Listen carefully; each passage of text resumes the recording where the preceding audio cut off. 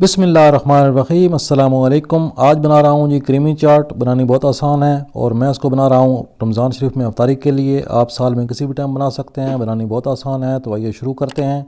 सबसे पहले एक बाउल में हम चने लेंगे। ये एक प्याली चने हैं, इनको अच्छी तरह से उबाल लिया था और उबालने के बाद इस बाउल में डाल दिया। साथ डाल देंगे एक आलू बड़े साइज़ का, इसको भी बॉयल कर लिया और यूँ मोटा मोटा मैश कर लिया।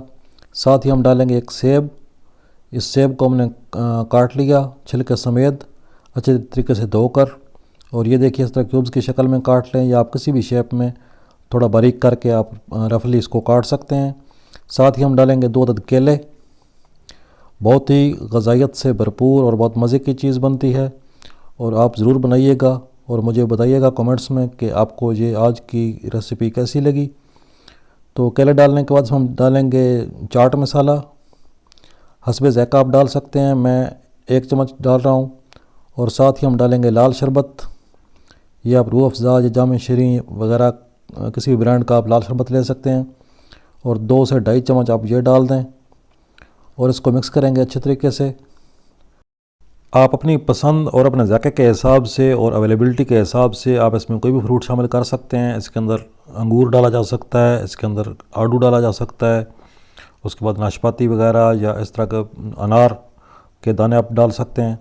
लेकिन मेरे पास चूँकि ये देहात है और देहात में अमूमन जो है ये इस तरह के फ्रूट अवेलेबल नहीं होते, तो मेरे पास जो चीज़ अवेलेबल थी मैं उसी से बना रहा हूँ और गुजारा कर रहा हूँ। तो इंशाल्लाह इस तरीके से बहुत अच्छी बनेगी। तो आपने इसको अच्छी तरह मिक्स कर लेना है, और वीडियो को लाइक तो आपने कर ही दिया होगा। अब इसमें डालते हैं जी क्रीम। ये मेरे पास है नेस्ले की क्रीम, खालिस डेयरी क्रीम। तो ये क्रीम हम डालेंगे इसके अंदर तकरीबन 100 ग्राम से 120 ग्राम हम क्रीम डाल देंगे। ये भी आपकी पसंद पर है, अगर आपको क्रीम ज़्यादा पसंद है तो आप पूरा पैकेट डाल सकते हैं, अगर कम पसंद है तो आप थोड़ी कम डाल लें, कोई मसला नहीं है। तो अब इसको अच्छी तरह मिक्स करेंगे। इसकी शक्ल बहुत खूबसूरत बन रही है और इसका ज़ायक़ा जो है वो बहुत लाजवाब बनता है, बिल्कुल हल्की फुल्की और बहुत ग़ज़ाइयत से भरपूर ये चीज़ बनती है। आप रमज़ान शरीफ में अफ्तारी के लिए इस्तेमाल करें। और अब इसमें थोड़ा सा नमक डाल दिया 1 चुटकी के बराबर, और अब इसको अच्छी तरह मिक्स कर लेंगे। आप पूरा साल किसी भी टाइम इसको बनाकर खा सकते हैं और इंशाल्लाह आपको मज़ा आएगा।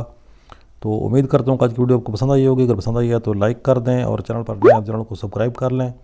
जल्द मिलते हैं नई वीडियो में, तब तक के लिए अल्लाह हाफ़िज़।